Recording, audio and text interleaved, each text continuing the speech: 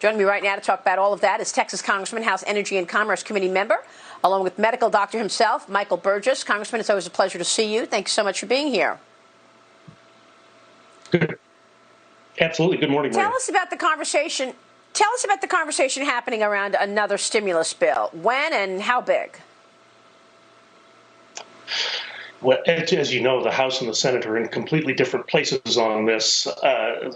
Just like the House yesterday passed a transportation bill that will never go anywhere, they also passed another round of rescue or stimulus a few weeks ago, which was $3 trillion in its total price tag, which is also never going anywhere.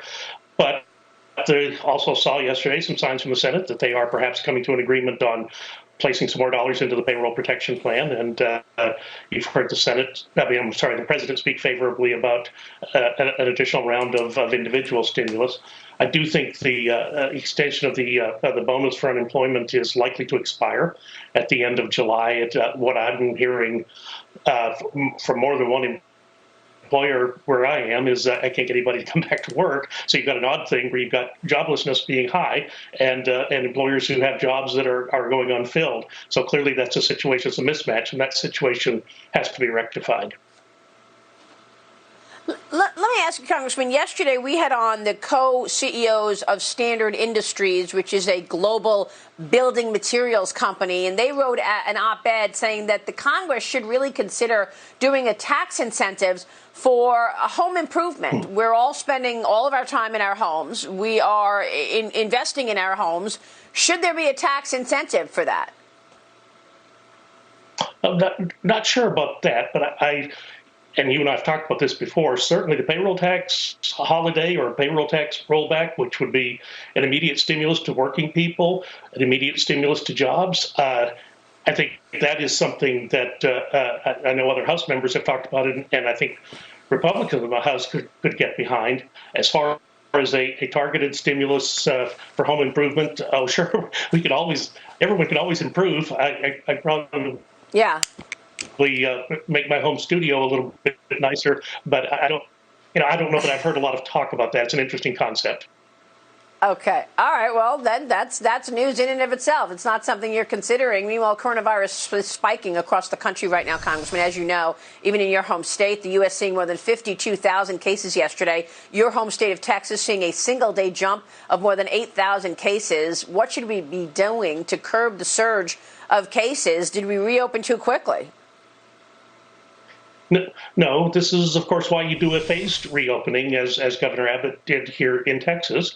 And if you find parameters moving in the wrong direction, you dial it back, and that's what has happened. Now, controversial, to be sure. The people who have been told that they have to reduce their business activity are not happy about that, and they're pushing back, which is what you'd expect.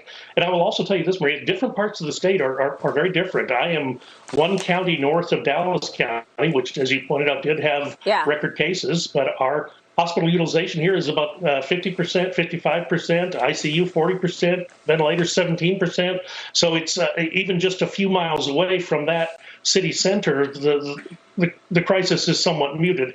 And it does seem to be a younger population that is getting ill. I don't know whether the virus has changed or it's the population, the stratification to a younger age demographic, but it doesn't seem to be as lethal. So there's that also. Make no mistake, it's a bad virus. No one should want to get it. No one should try to get it. We should wear masks. We should distance. We should wash our hands. Please don't go to work if you're sick. All of the things that we've been told still apply.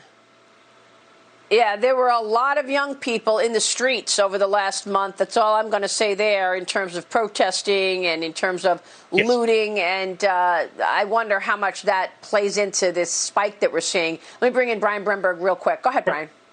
Yeah, Congressman, just on this point of reopening and then closing again, it's a yo-yo for small businesses who are ramping up investments to get back at it, especially New York City restaurants getting ready to open. And then the mayor says, no, you can't do it. If we don't stop the yo-yoing, it doesn't matter how much stimulus we get, we won't continue this recovery. What can Congress do to help prevent that? Because small businesses are really frustrated with the uncertainty. I don't know that Congress can fix that, but what will fix that, of course, is coming up with a reliable vaccine. And the work that is being done on that, of course, really really is going at warp speed. I've never seen the collaboration between the public and private sector as we are seeing in the development of vaccine and viral countermeasures. But you're right, and the mandating of closures. Look, would I go to a bar right now, even in Texas, even in an area like mine that is relatively quiet? No, I wouldn't. I don't think it's a good idea.